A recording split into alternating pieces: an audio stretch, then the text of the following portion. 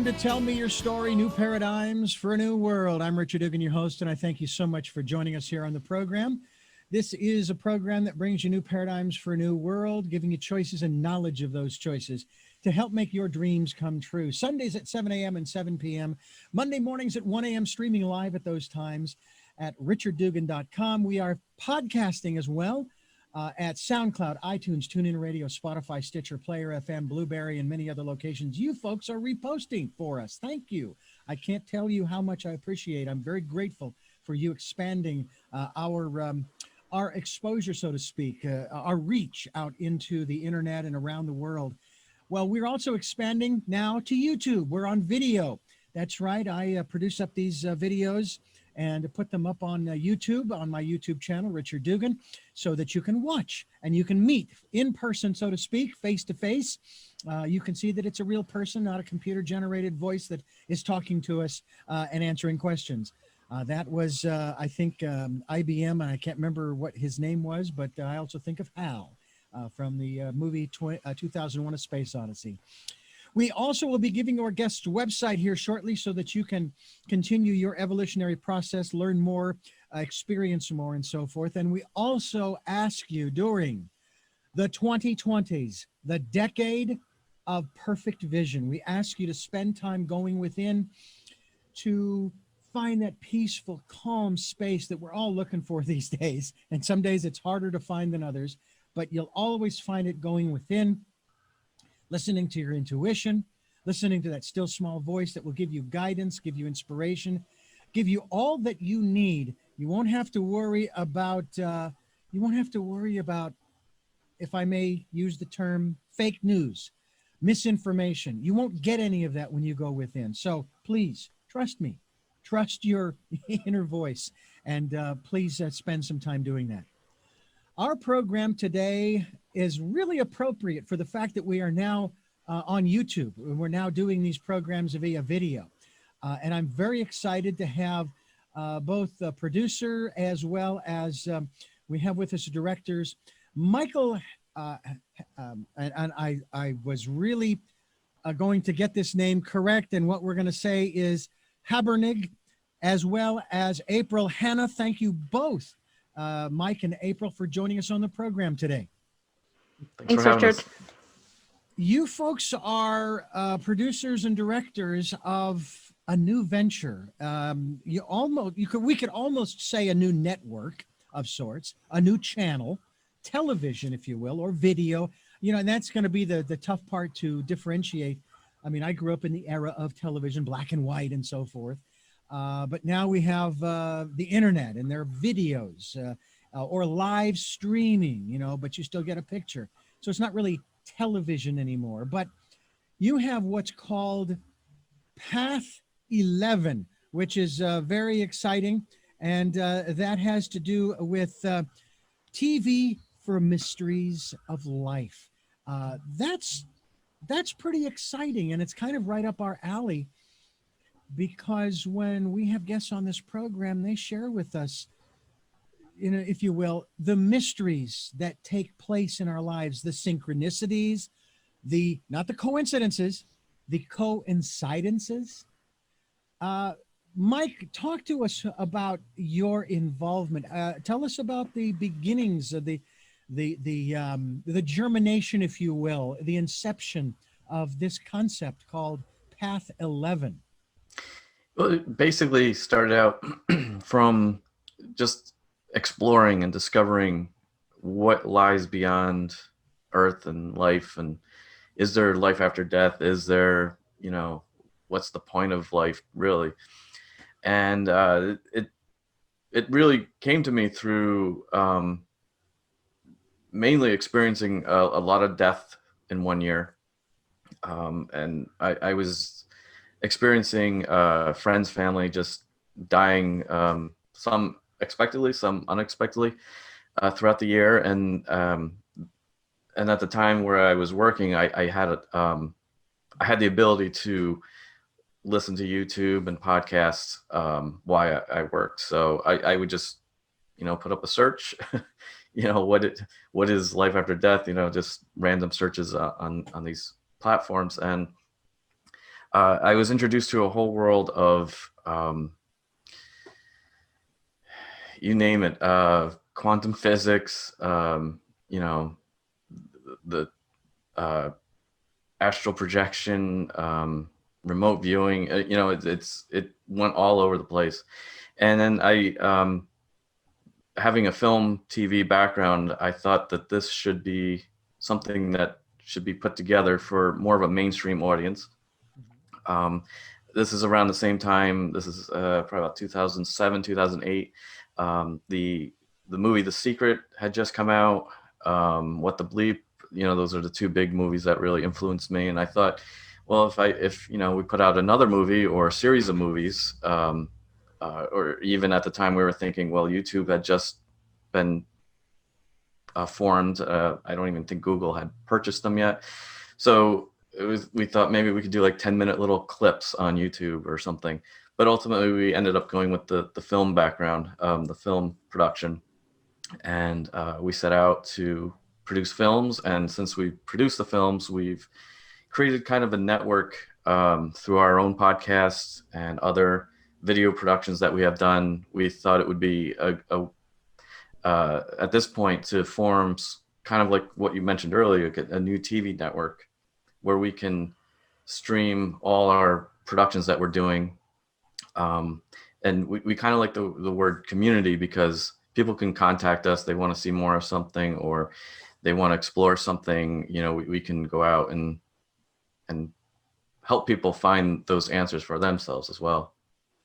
Well, I have to say that it's an exciting concept from my standpoint, because it's right up my alley and our alley here on Tell Me Your Story: New Paradigms for a New World, looking for those new ways of living, and especially when it comes to the metaphysical or spiritual aspects of our existence. April, tell us about your involvement and how you became involved with this concept of Path 11 TV. Sure, Richard. It was exactly what you were talking about in the very beginning of the show of true synchronicity. I have a mental health background. I'm a licensed mental health therapist in the state of New York, and I had moved out of a full-time job in a psychiatric hospital and went into my own private practice. And I was studying a lot of holistic techniques, Reiki for one of them, and other different energy healing modalities, and combining them with the knowledge that I had in helping people with their mental health. So the inpatient psychiatric hospital just wasn't really allowing me to be that person that I needed to be and combine some of the holistic work. So I decided to create my own business, and I launched my website in 2008. And the week I launched it, Mike sent me an email and said, "I would like to create a documentary about Reiki. Would you like to participate in this documentary?" So I thought, oh my gosh, the universe is responding. You know, I finally overcame my fear. I have my website out. I'm ready to like do this. And now somebody wants to put me in a documentary. So I asked, when Mike and we met for coffee in a small little coffee shop in Catskill, New York. And we got talking, and I was like, I do not want to be on film. I don't want to be in the documentary, but I have a ton of teachers that I have studied under that have like 20, 25 years of experience. I think they're the experts.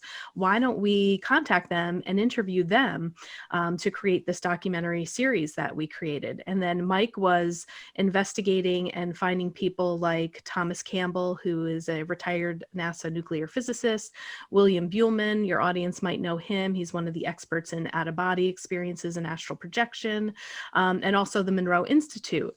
So we... Oh, yes. Yeah, so we put all of our resources together. We were each, working full time. So I was still coming out of the psychiatric hospital and moving into my private practice. We took a week of vacation. We traveled up and down the East Coast of New York, and we went to the Monroe Institute in Virginia. We went to Alabama. We went to Michigan, and all down through New York to interview these people. And we gathered enough footage to create the Path trilogy series. So 3 documentaries, one on the afterlife, the second one was The Path Beyond the Physical, and the third one was The Path Evolution. And we still had a lot of content from those films that actually never made the cut. So we decided to kind of keep that footage a little secret until this year. And since 2008, we've just been going out and interviewing people with different ideas of documentaries that we wanted to do. And then we decided to take all of this footage and interviews that we have been doing since 2008, get it together, and create Path 11 TV. Well, talk about synchronicity. I've only been posting these programs on YouTube since this month, October. I should say October is our conversation, or November of 2020. I've only been doing this since October of 2020.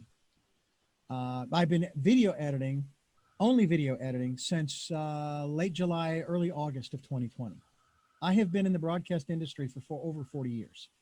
Never thought I'd ever get into video. And now I've got to look out for, okay, what's behind me and my lighting. And so my head isn't so shiny. Do I wear my hat?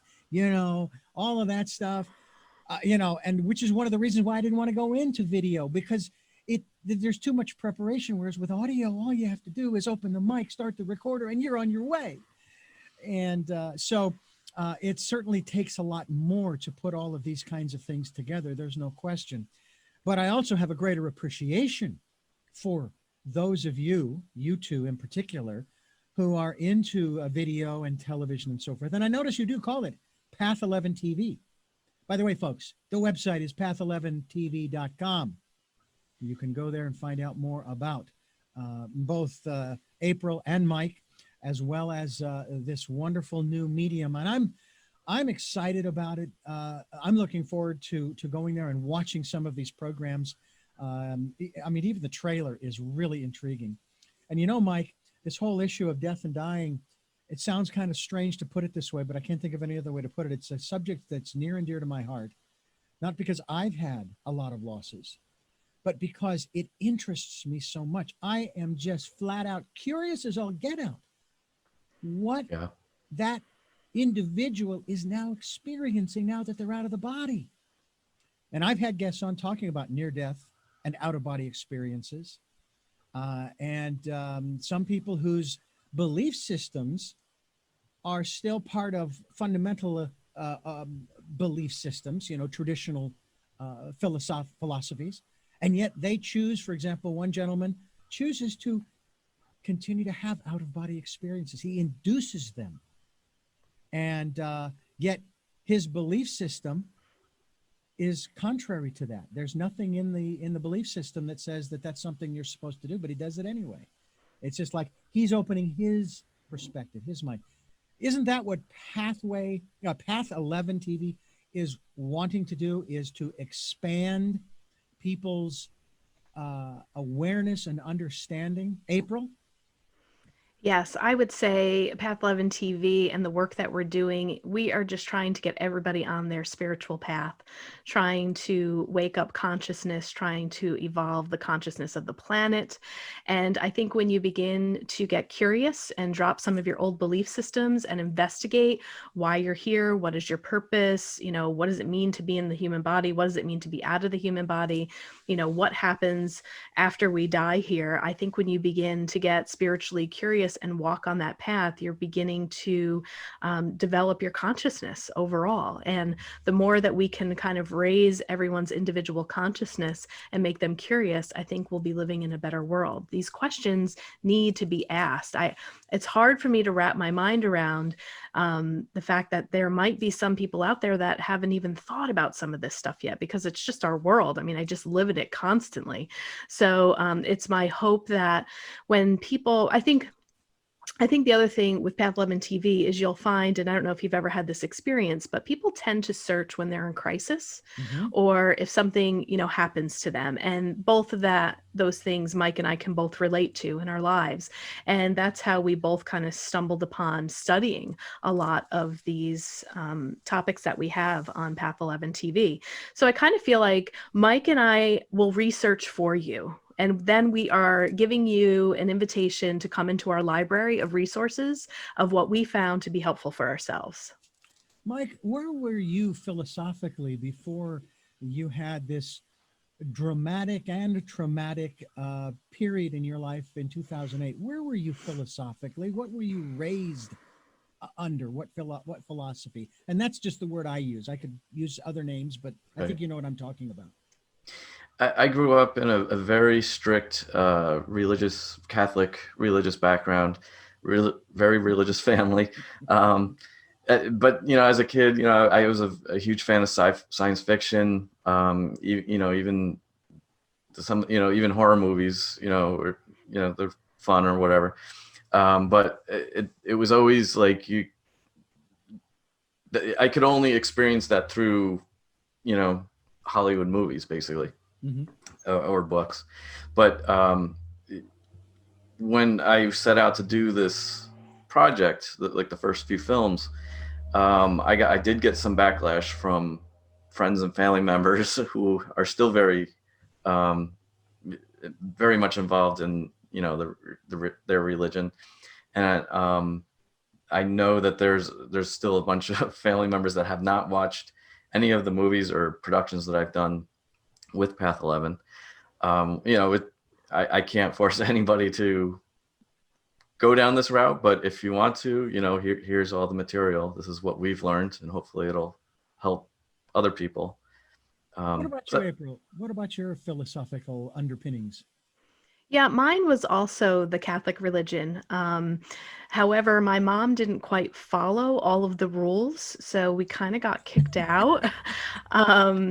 They tried to Really? they tried to put me into catechism school and wanted me to go, but because I wasn't baptized and my mom like refused that, or something happened in the family where either she didn't go to church every Sunday, so I wasn't allowed to be baptized because she wasn't like a true parishioner of the Catholic Church. So my grandmother was like extremely Catholic and religious, taught me all of the, Our Fathers, Hail Marys, stuff that goes within the Catholic religion. I didn't have as much of a strong upbringing like Mike. And my mom kind of got really pissed off about that and then never really pushed religion on me. But we went to a couple of different churches and, my grandmother was like, you got to get baptized or else you're a child of the devil. And then, it's like, here I am doing all this stuff with Path 11 now. So who knows? But I grew up, with a lot of the Catholic faith and some of those traditions as well, but not as Wow. strict.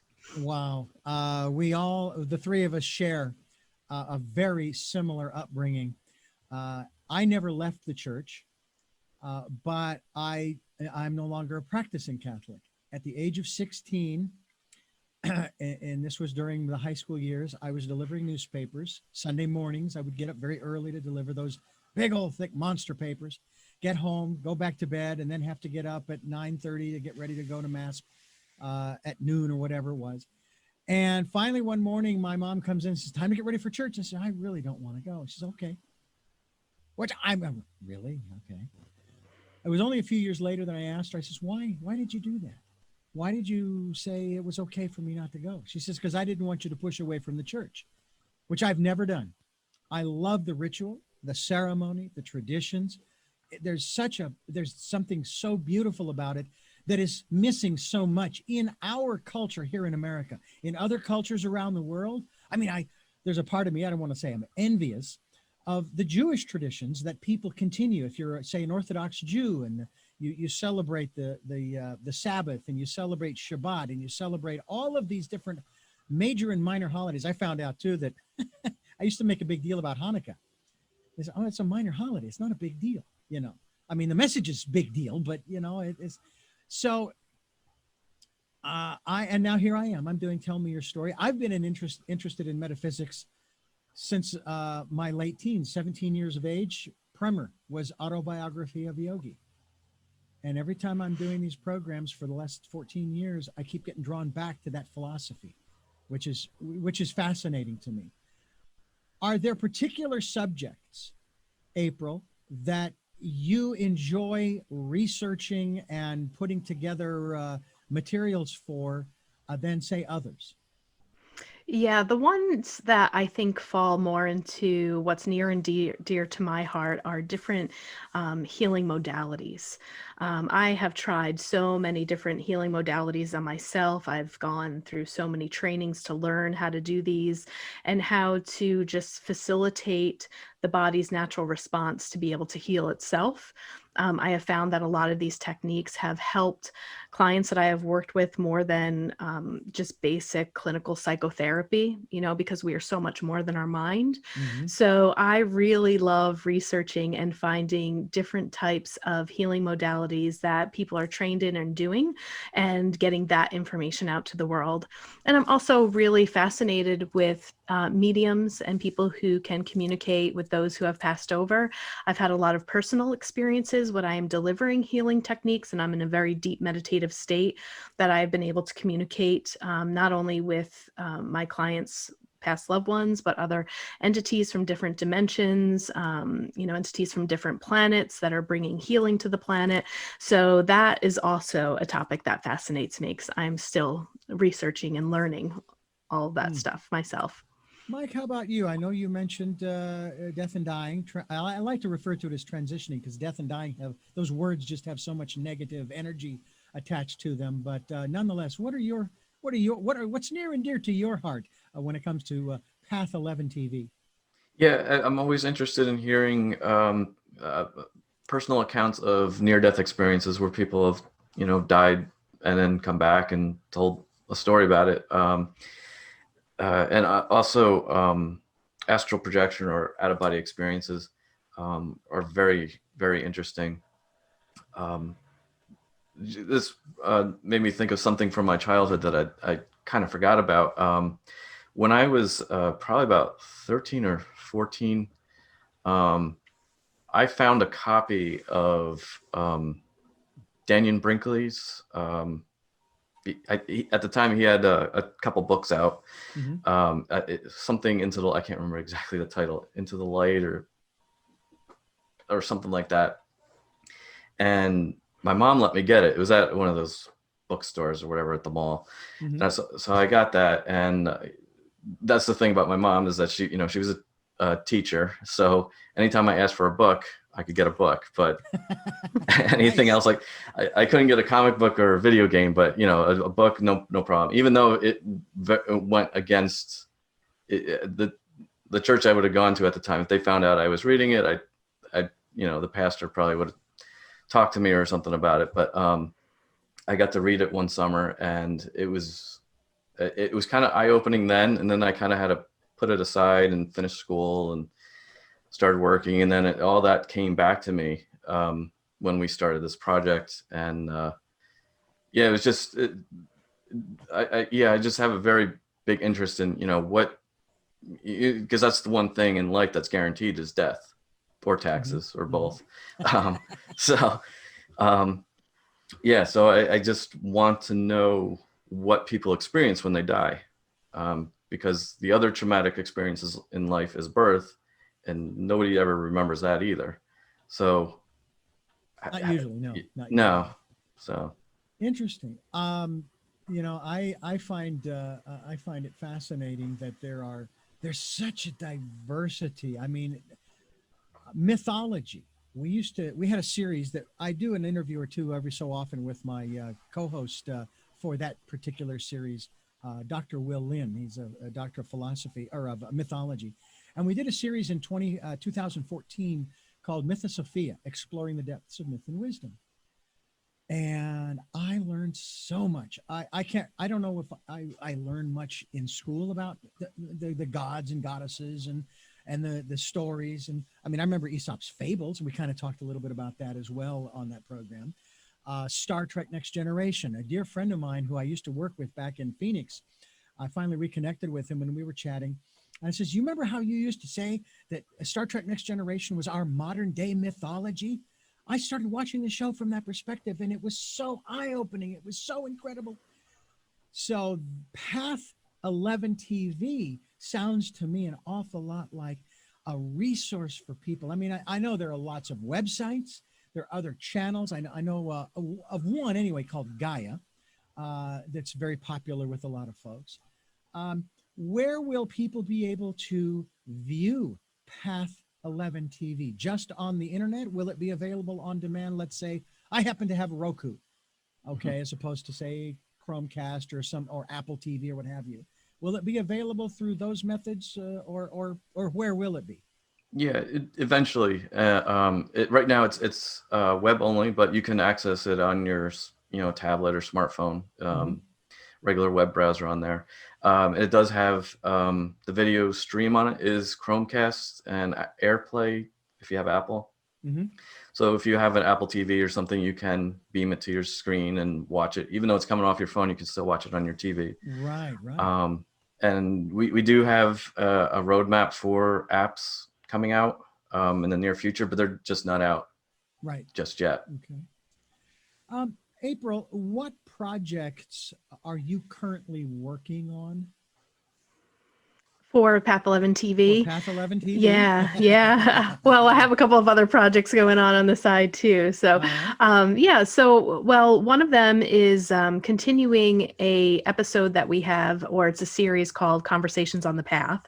So I get a chance to sit down with people who are really kind of on the ground, doing work with clients, and it could be anything from meditation teachers to people who are very involved with saving the earth and sustainability of the earth, and just people who overall I know have connected with their passion and their purpose, and they're living it out in the world. So I think that's really important for people to see people who have overcome their fear and maybe dropped the 9-to-5 job and decided to follow their passion. So we have 14 episodes in season 1, and we're starting to film season 2 with that. The other projects that we have is the Afterlife Awareness Conference. We film that every single year. Talk about learning. With the Afterlife Awareness Conference, the teachers and the presenters that they have are just amazing that are teaching there. So we'll be filming that in 2021. Huh.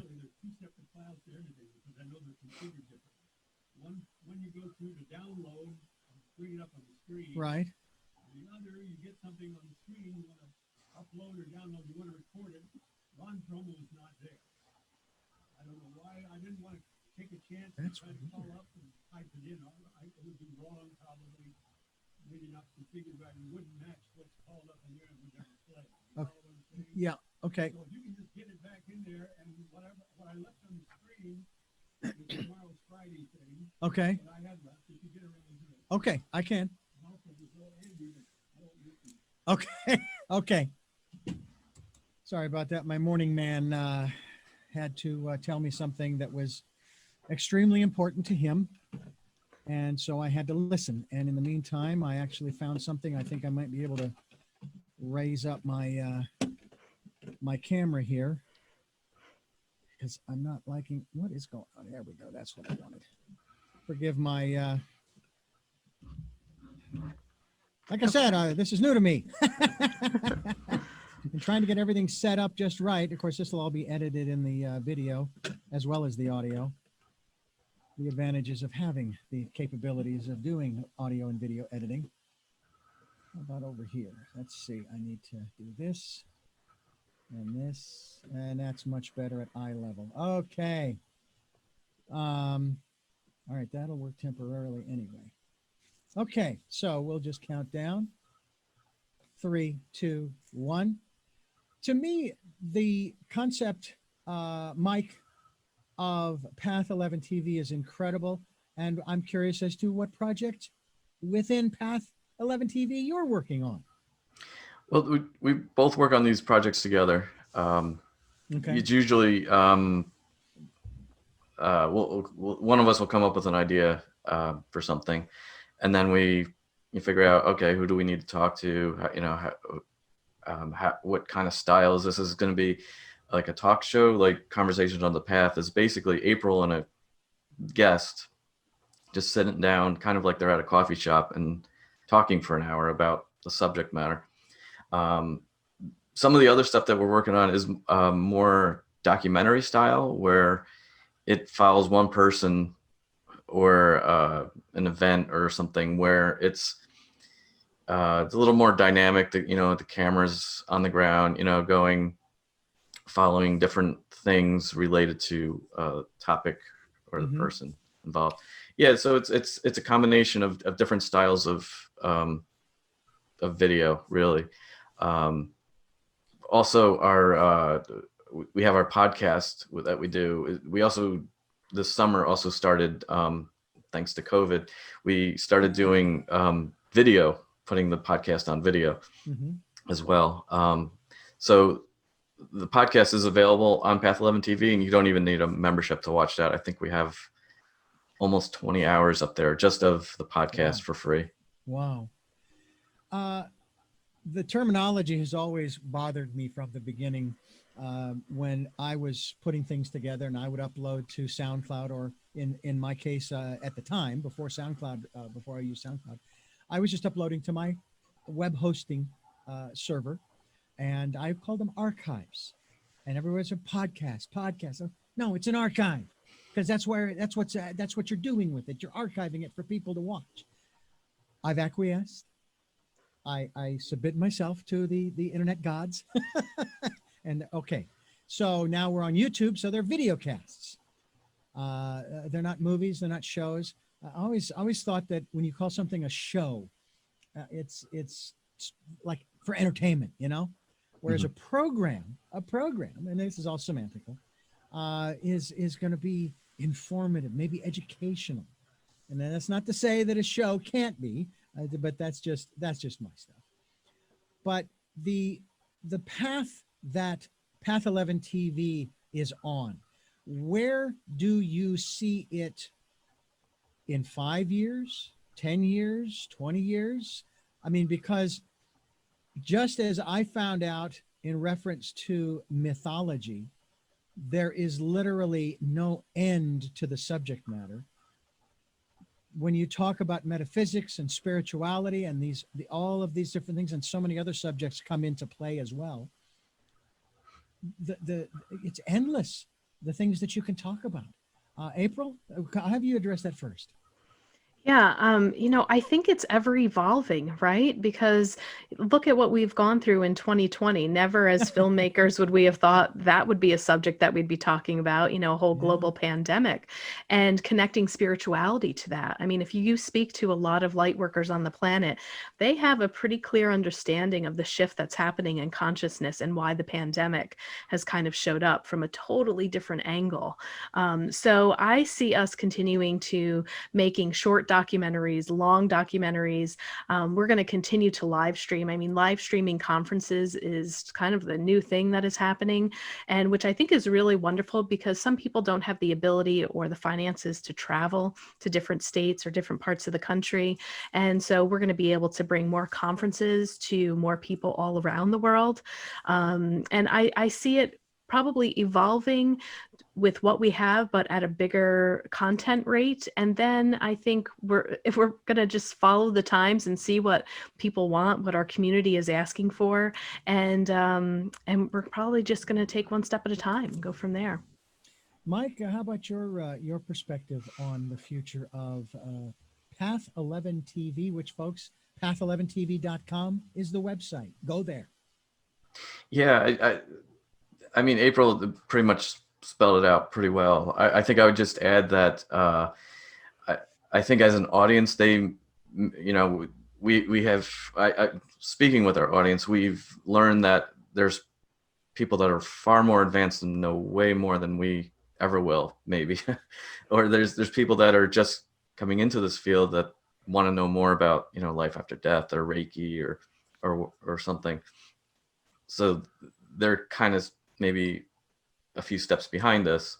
Mm-hmm. But the bulk, I think, of our audience right now is kind of right where we are, where certain things come into place, after our films came out. We do have this bulk audience that kind of has been following us on social media and now with the podcast.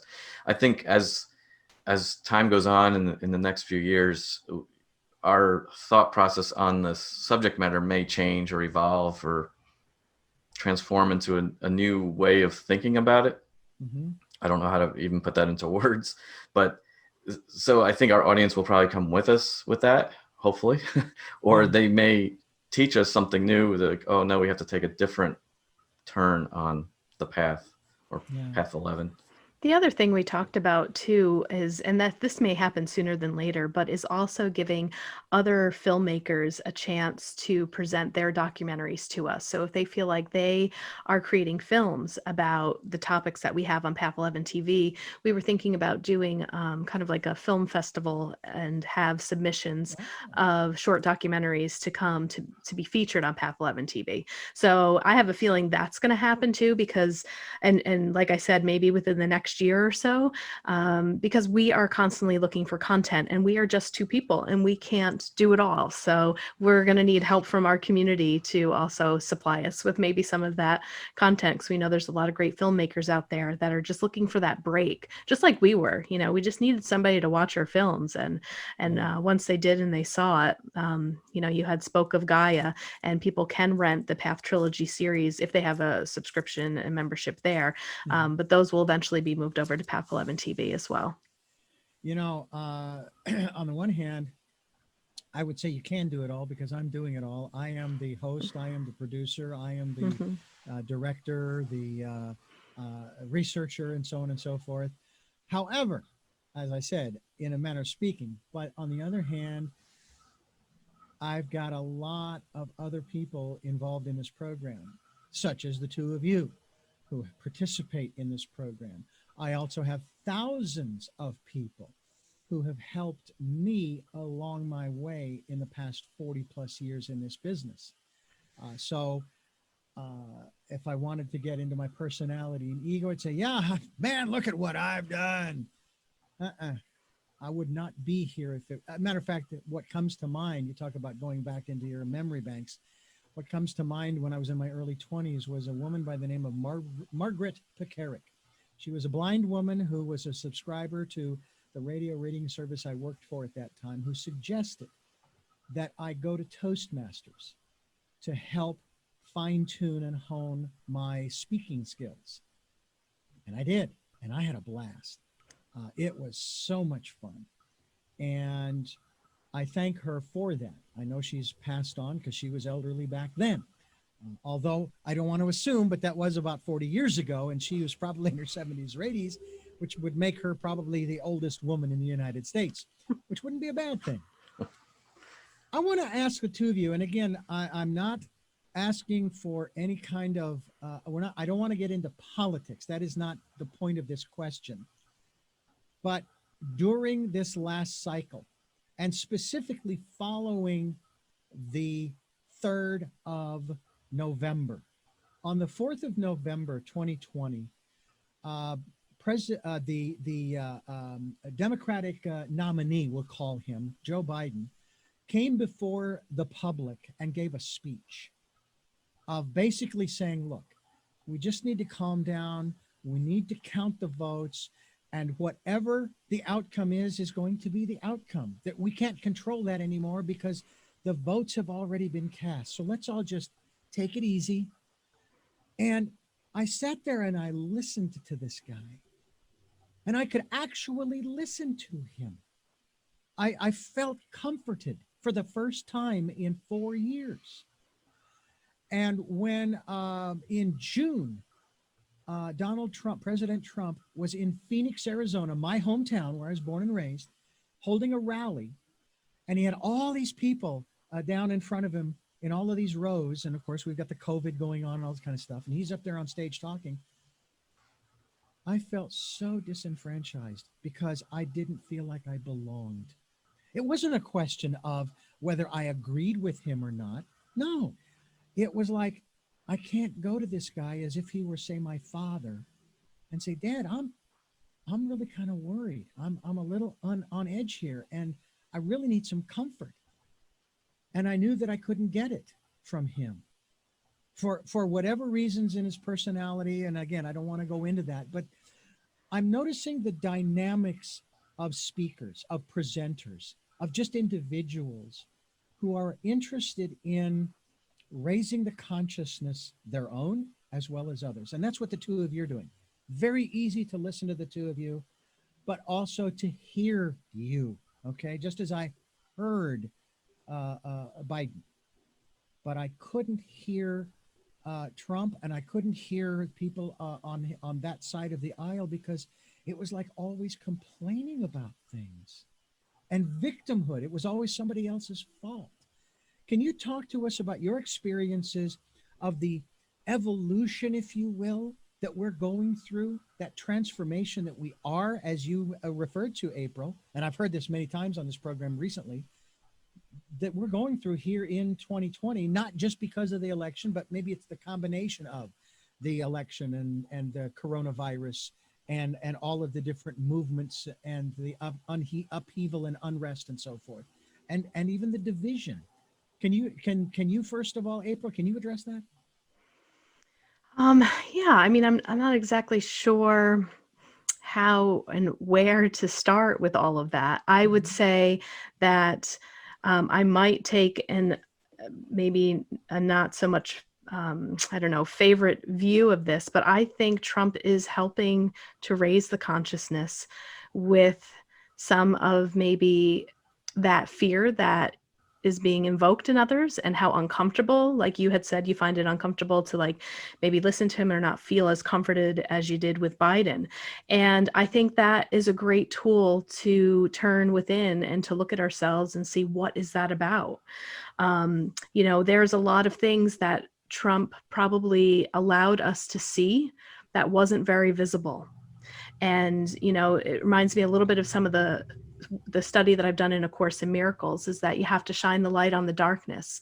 And when light is on the darkness, it can no longer hide. Yeah. And, we've been able to see a lot of darkness. And, maybe a blessing that in some ways Trump lit that up for us to really, really see it. As uncomfortable as there may be, moments that we've experienced in his presidency, there is still maybe parts of him that is being reflected back within us that we don't even like about ourselves, but it's easy to kind of like look at him and say, bad man, or, Yeah.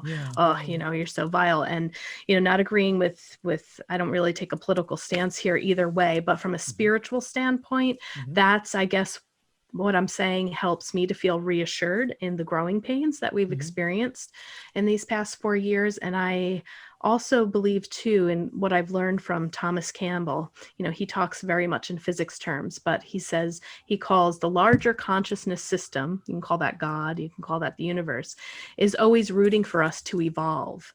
And we don't grow through the easy times. We grow, our consciousness grows through crisis and through the difficult times. So I feel like no matter what happens with this election, it's always going to be in the best interest for the collective evolution. And it may be hard and it may be harder, but that's how we grow and that's how we evolve.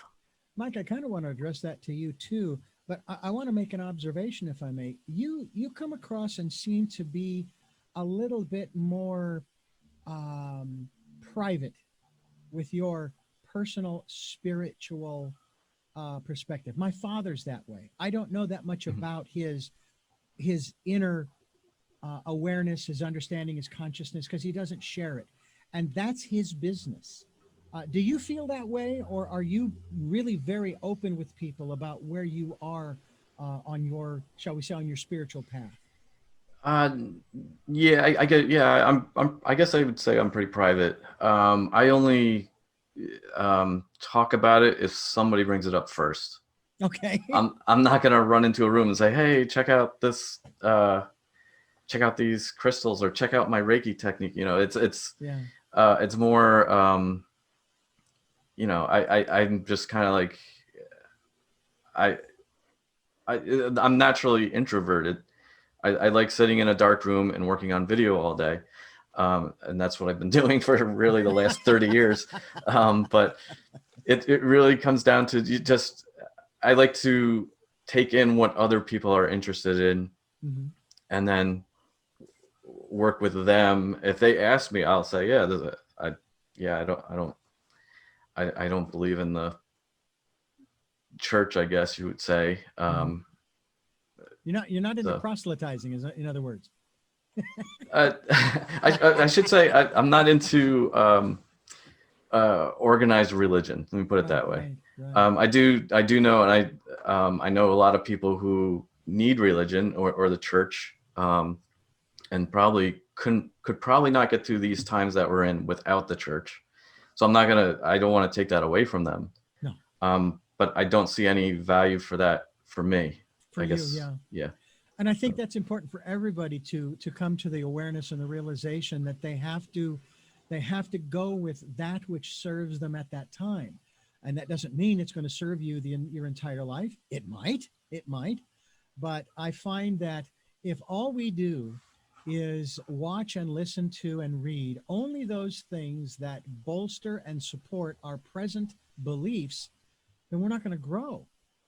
It's one of the reasons why when I was doing interviews with Christians and non-Christians and even metaphysicians and spiritualists, when I was working for the Christian radio station back in Phoenix for 15 years, that I would start to ask them questions about things that I was interested in.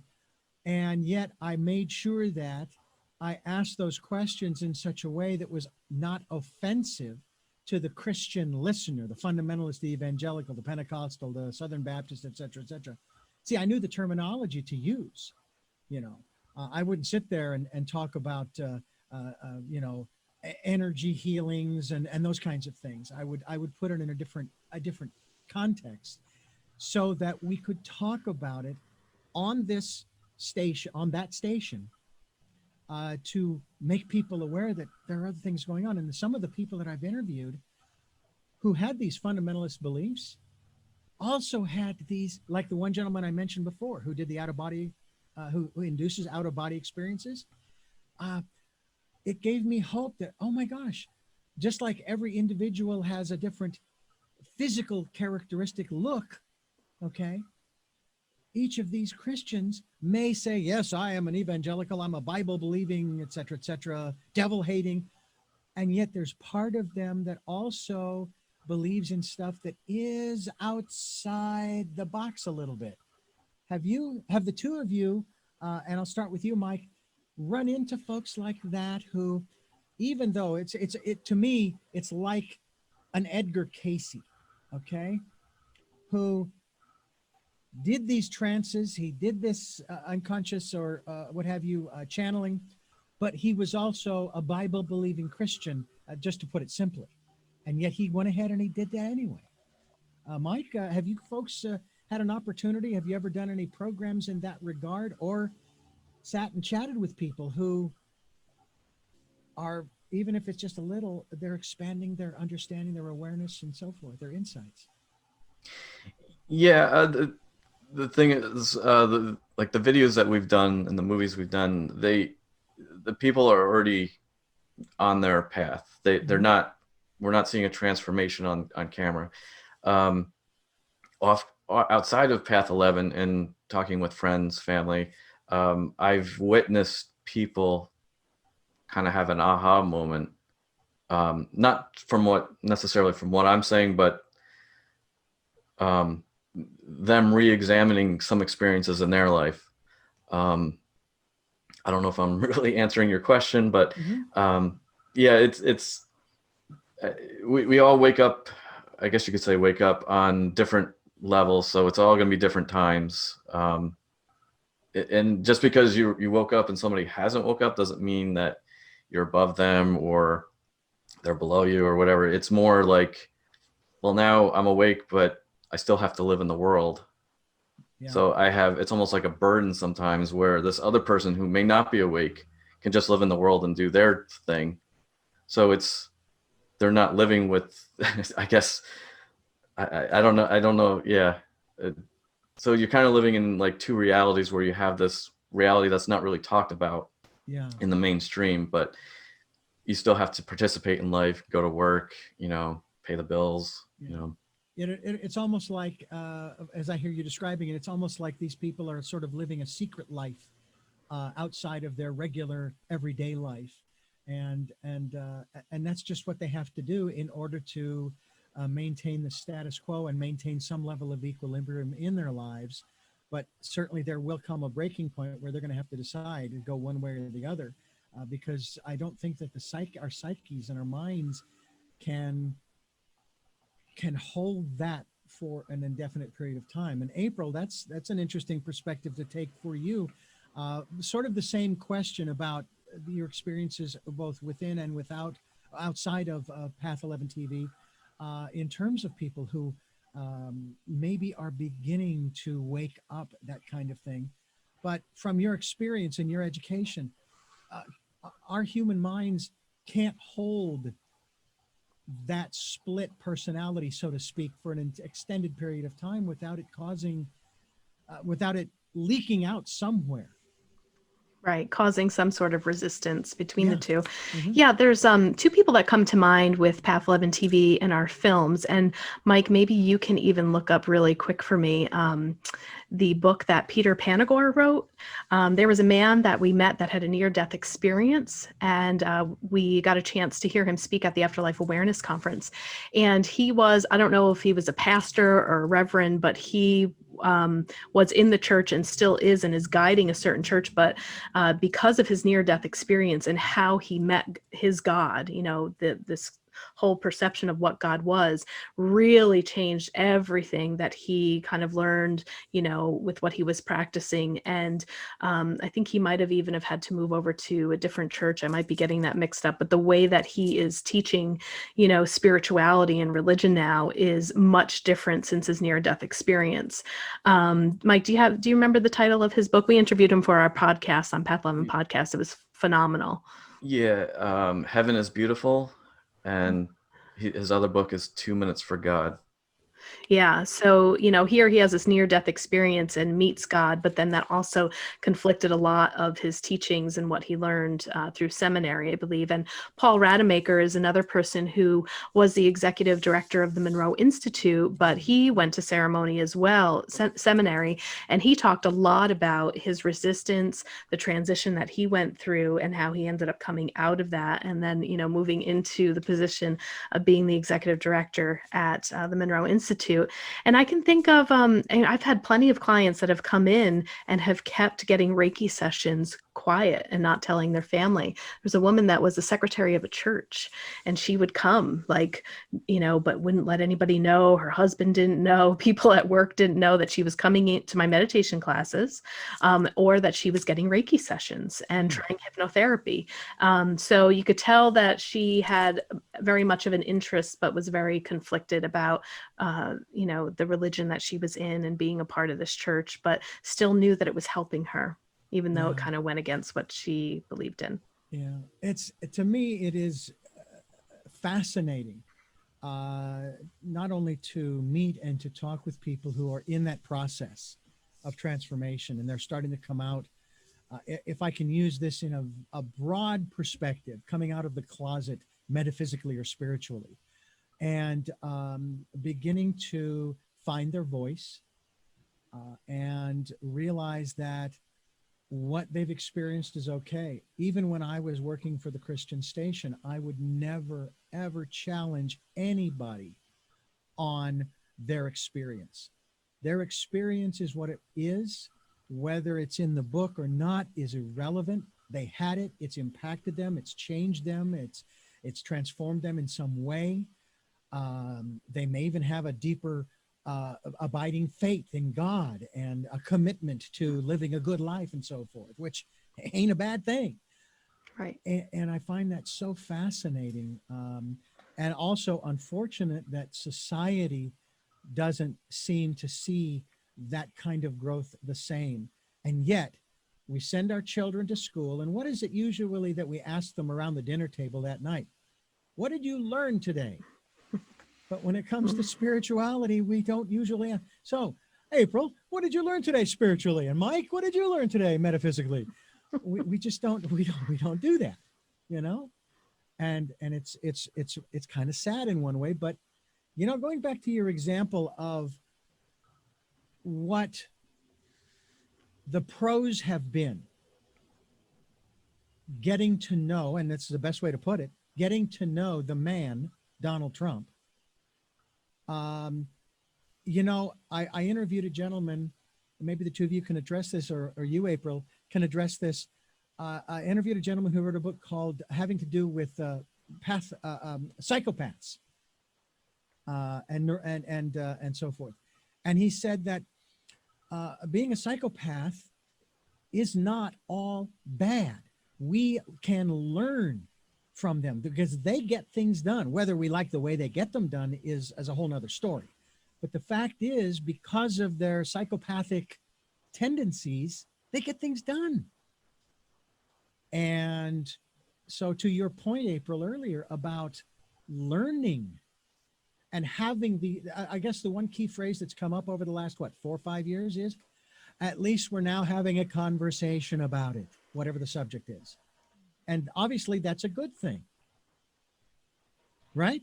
Yeah, I think it's a good thing. I think the thing that comes to mind, though, is how quick we are to label people or label things that feel different or look different, and judgment. And, I think instead of, I don't know, I guess maybe passing judgment or calling somebody a psychopath is also just maybe looking at what the story is behind some of those behaviors, and the way that the person is interacting with the world. And if it's something that feels uncomfortable, why not learn from it or try to do better rather than just trying to judge it all the time? Because I think what we're ultimately trying to return back to is love, and to begin to create this separation is not helpful for the consciousness system. So hang on one second. Mike, what about you and your thoughts about this? Is this an area that you can talk about a little bit? What was the question again? Having to do with learning from the people that are around us, and maybe we don't care much for them personally, and so forth, but looking at the pros, not just the cons of them. Yeah, I think yes, I'm here. There is. I'll use the example you gave earlier about go to HR. Biden and Trump. There's pros and cons with both of them. Serious. That's just not right. That is not right. Some of the pros, you could say, I don't think either one of them are really bad people. I just think they're influenced by bad things. I don't know. That's really that can make sense. But there you go. So yeah, I don't know if all right, it's gonna be okay. I'm sorry, you all right? I'm good. Go ahead. Okay. Ahead. No, I kind of lost my train of thought there. All right. I love you. Take it easy and it'll be fine. It's long fun. Me too. I apologize. My wife's going through a crisis at work right now, and she just had to call. If she calls twice, I have to respond. That's our signal. My apologies. Oh, no problem. I'll just pick it up from there. 3, 2, 1. Can you address this aspect of dealing with the pros of the people and experiences that we have with people that we may not care much for on all different levels and in all different areas, so that we can learn? I mean, for me, I had to go through 4 phases with Donald Trump, where I've gotten to the point where I the only thing I say now is, I love you. And now what he does with that, I don't know, but he's a human being. He has every right to be here, just like you and I. I love you, man. Okay. Life goes on. Let's move forward. So let's talk a little bit about that. Yeah. I kind of bounce off of what you said earlier about Biden and Trump. And Trump is, I know a lot of people hate him and a lot of people love him, but there is something to him, like what April said before. He is kind of I guess you would say a trauma inducer, or a trigger starter for a lot of people. Yeah. So I don't, and I also think too, he's also a master at manifestation and the law of attraction.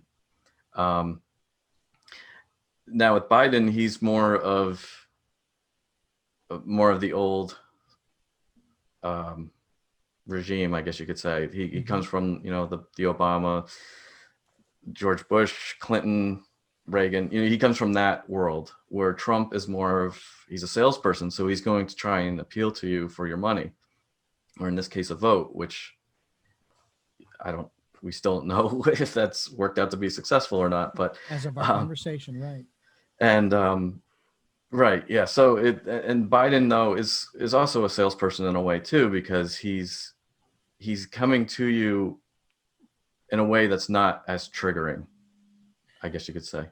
Um, he's more of that grandparent that will make you feel better before he gets what he wants from you first. Um, so in reality, without going too far into politics, Right. I can't stand either of them. But and I wish there was a different choice right now. But right. here we are. Sure. And so that's why we have to come to an understanding, and I would think, April, you could address this as well, of the fact that this is where we are, this is what we have to work with.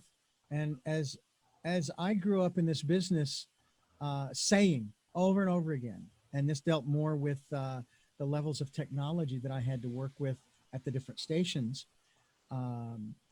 You work with what you have until you get what you want. And if you don't start doing that, then you are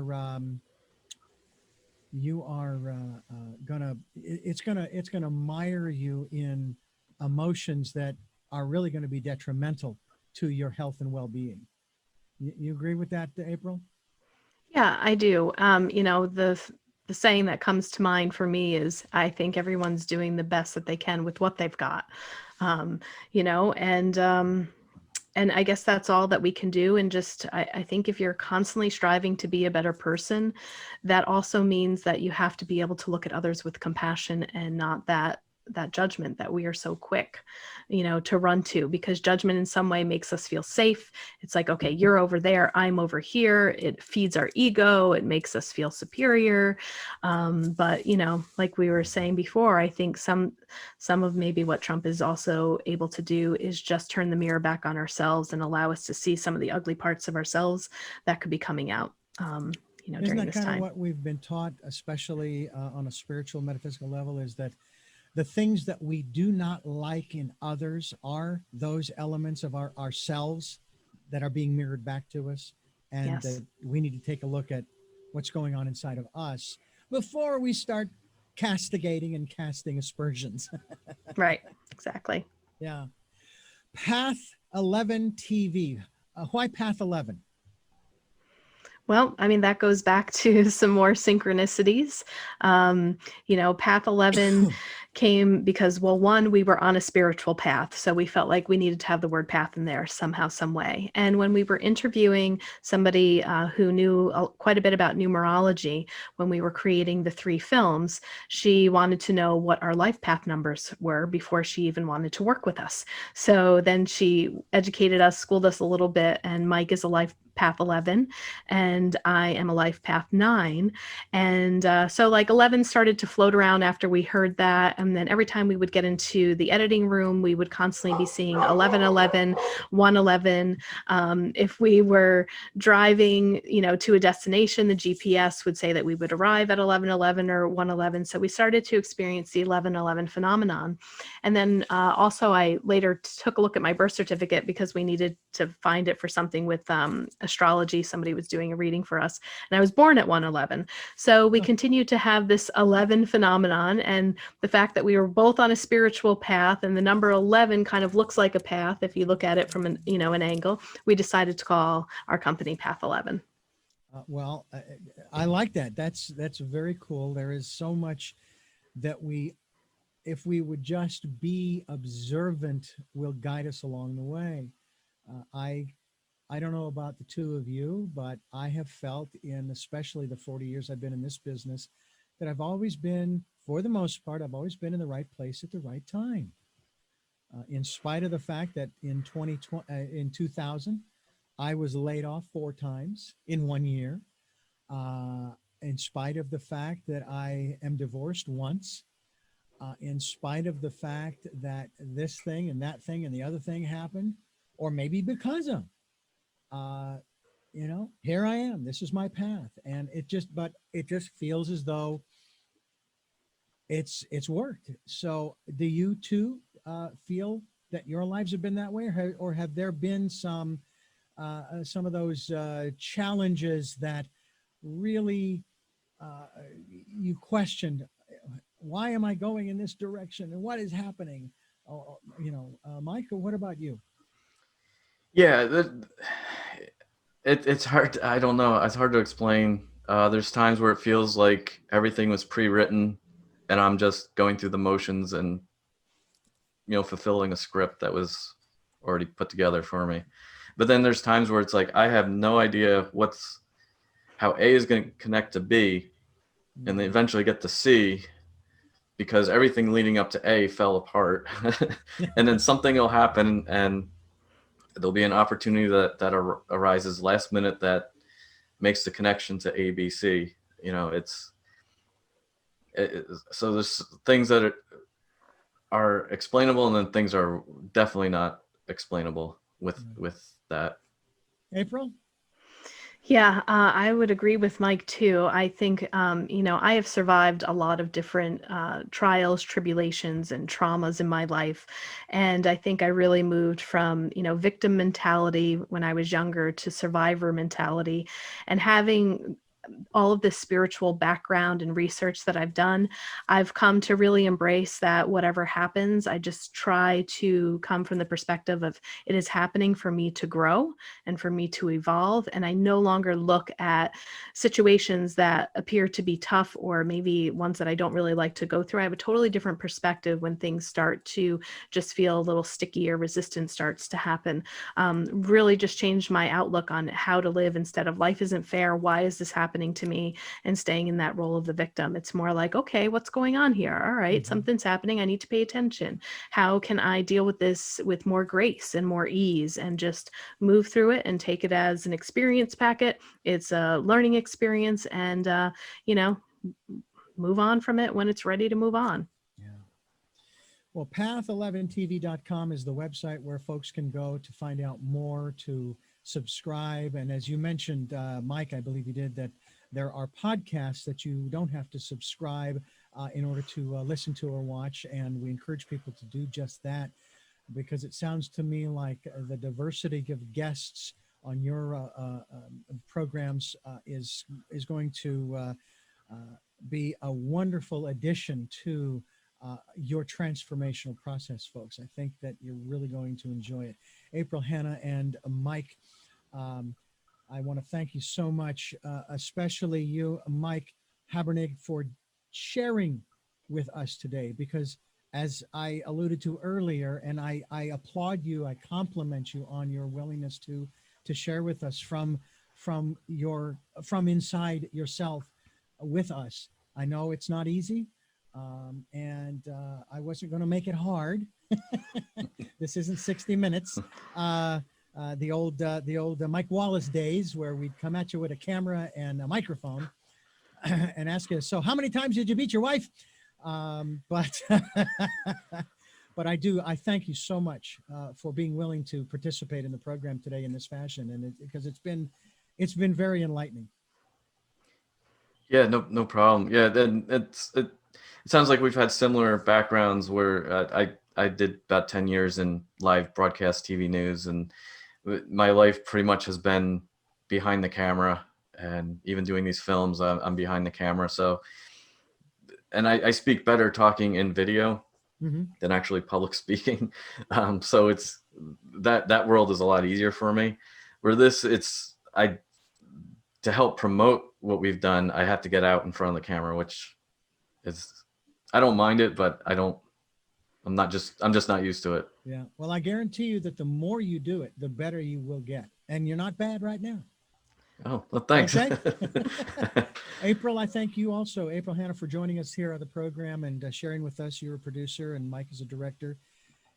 This has been an extraordinary interview, very insightful. We haven't intended to step on anybody's toes here with the conversation.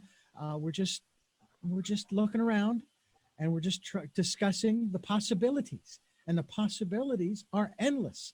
April, I know you'd agree with that who knows what the next step is going to be. And I have to say, as I've said on many programs during the time, people like to say the time of COVID, or I like to say the COVID era, um, that it has given us opportunities that prior to the COVID era, we didn't even know existed. And it's just incredible. I've even said this, that because we've done something different this time, as opposed to the 60 years I've been on this planet and the uh, influenzas that have swept the globe and hit the United States, and they go as across and then goes away. And then we got the vaccine, but we never did anything different. We didn't shut things down. Well, when we did something different, I knew whether we liked how we came out in the end, it was going to be different. And that's what was exciting to me, was at least now we're going to see something new instead of the same old. So many people died from this, even though they got the vaccine, and so many people died who didn't get the vaccine, and so many people got sick, and our productivity rate went down, and blah, blah, blah, blah, blah. Well, people don't like the process, but at least it's going to be different. And boy, hasn't it been in 2020. Mm-hmm. Yeah. Sure has. Well, thank the two of you. I do have 3 more questions to ask each of you. I'm going to bounce it back and forth so that each of you will have an opportunity to think about the answer. But first, I want to mention to our listeners so that you can hear this program on Sundays at 7 a.m. and 7 p.m., Monday mornings at 1 a.m., streaming live at richarddugan.com. The podcasts are on SoundCloud, iTunes, TuneIn Radio, Spotify, Stitcher, Player FM, Blueberry, and all of the other locations you are reposting our interviews to. Thank you for doing that. We're also on YouTube. Richard Dugan is the channel. Go there and watch these programs. I think that they'll be a lot of fun. The websites will be there as well. We'll put them up on the screen so that you will be able to go to their website, which is path11tv.com. And let's see, what am I forgetting? Oh, please participate in the Decade of Perfect Vision, the 2020s. Go within, spend some time there. I know that it's a little scary sometimes to get to know yourself. I've been there.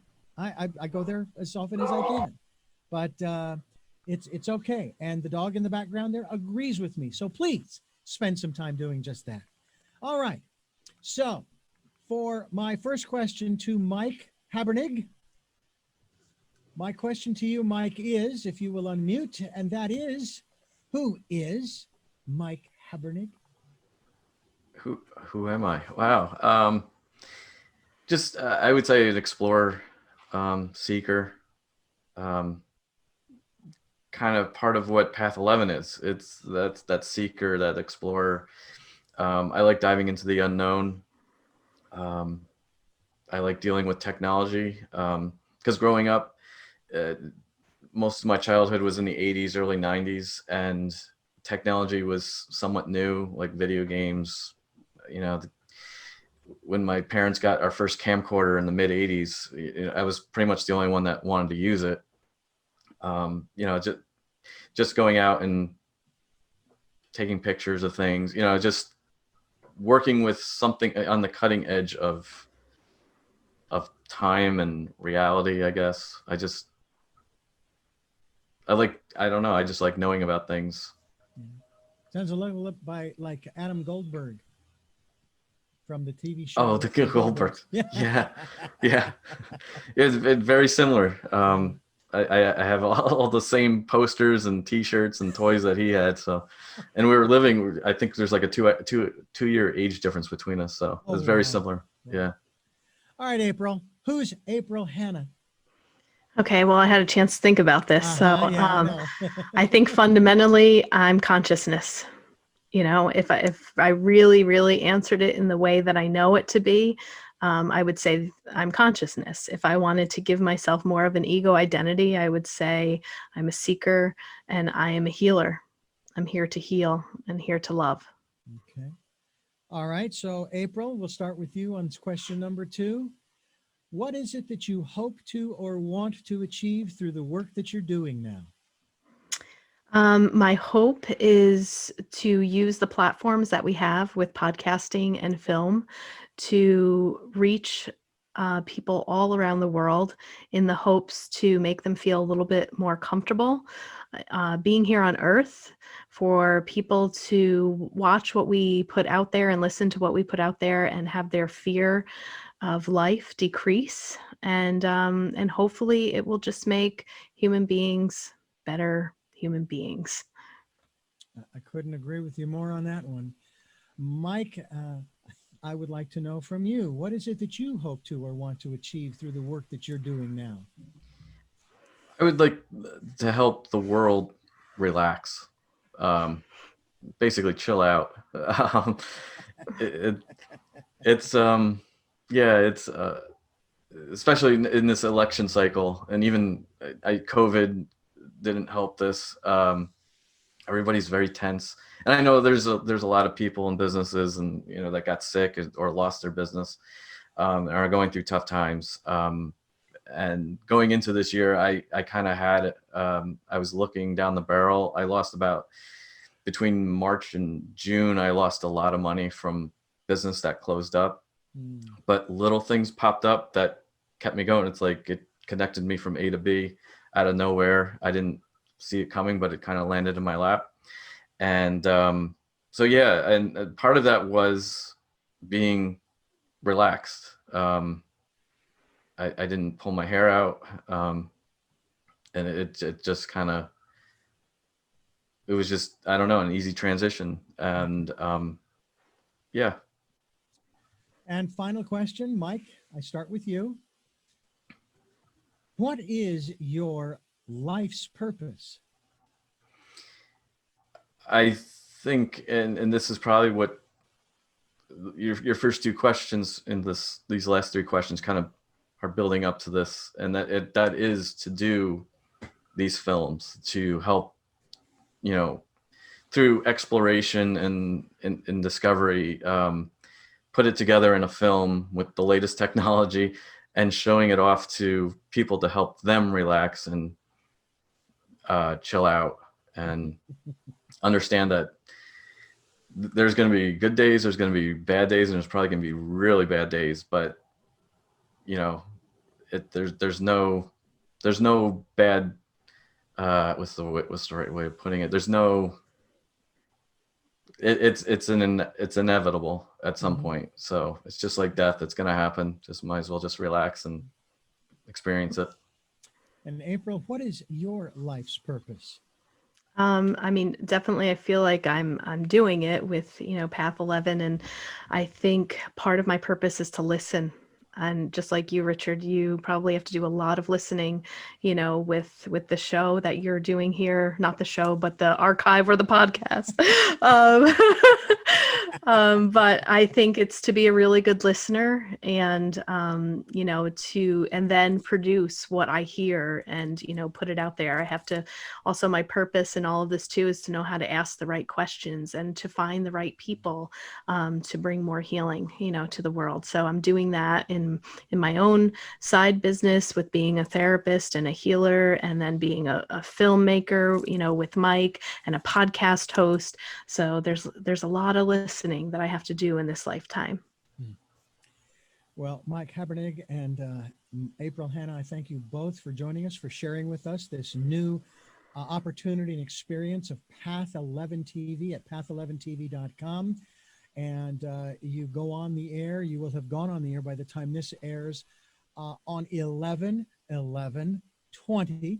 And we know why 11/11/20, because of the synchronicity of the number 11, as you were just trying to come up with a name for the operation that you now have.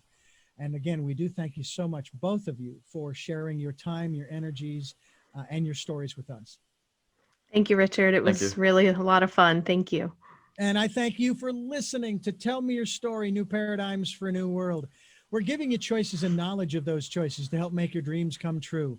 And until our next broadcast, podcast, videocast, love to law.